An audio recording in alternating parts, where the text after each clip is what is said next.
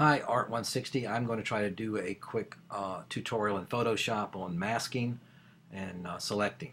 The mask is going to help me select an image. So I've got an image here. It's a car in a junkyard sitting on top, a car graveyard, sitting on top of a bus. And I want to select the bus and do something with it. And you can see there's some difficulties involved there. So I double clicked on it and voila, it brings it into Photoshop. So I want to select the bus because I want to color it slightly to make it kind of pop out from the mostly black and white background.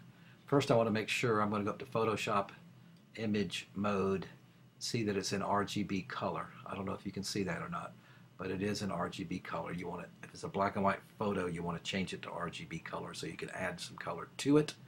That's the only bit of technical thing we're going to it. Call me if you have a question.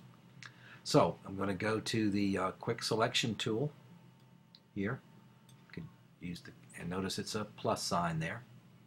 And I'm going to start selecting. I want to get the bus as much as I can without a whole lot of other stuff. But the tool's pretty smart, but not that smart. So notice I've selected too much, so I'm going to hold the Option key down. That becomes a minus, and start deselecting some of this. I'm trying to get just the bus. Bring it in. And it's a pretty decently smart tool there. It's doing a lot of what I want it to do. I don't want the wheel in this. I want the wheel to be separate. Bringing that up. Bringing that bush back. There. Pretty close to what I want to do. I'm going to add back here. Oops. Minus, take a little off. Leave it about right there. And now what I want to do is use my quick mask.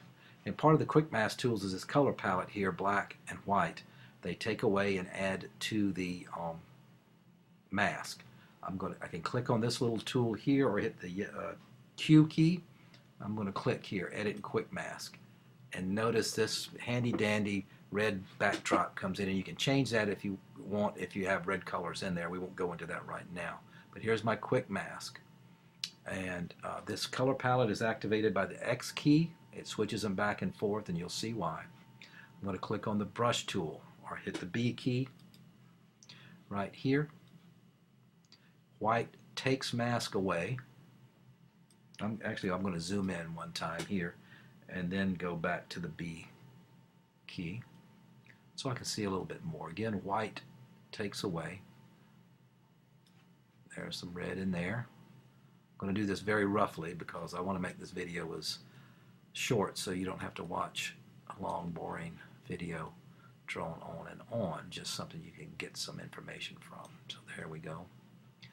Now if I hit the X key to switch this color palette back again, black adds to it. So if I wanted to add a little bit of mask back, notice I can do that. If I overdo it a bit, which I may have right in there, hit the X key, switch back to white to take some things off. I think I added too much stuff back here.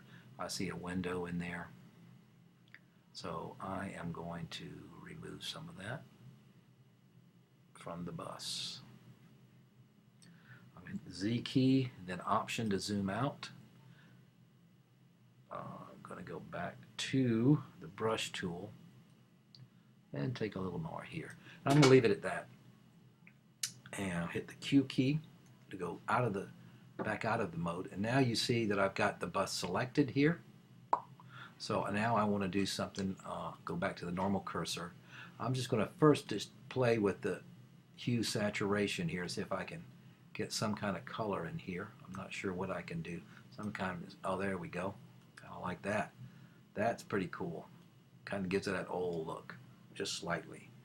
I'm going to keep it like that just for this thing, so just for this exercise. So it was the hue saturation tool over here on the right side. I'm going to hit the double arrows to make it go away. So that's pretty good. I'm just going to say that's a good image. Now I'm going to go back to my selection tool here. There. I've got a selection layer here. But I think I've pretty much done the job. I'm not going to go on and on about this. I'm going to add one more thing. It's 5 minutes long. I'm just going to make a quick selection here, right here, just to show you something pretty cool. Oops, lost my selection too. Okay, you see I made a selection here, and I can color that in, or I can go up to at the top in the toolbar, select inverse, and now it selects everything but the thing I selected, everything outside of that selection tool. And that's a pretty nifty little thing too. And I'll leave it right there at 5.5 minutes. Good luck.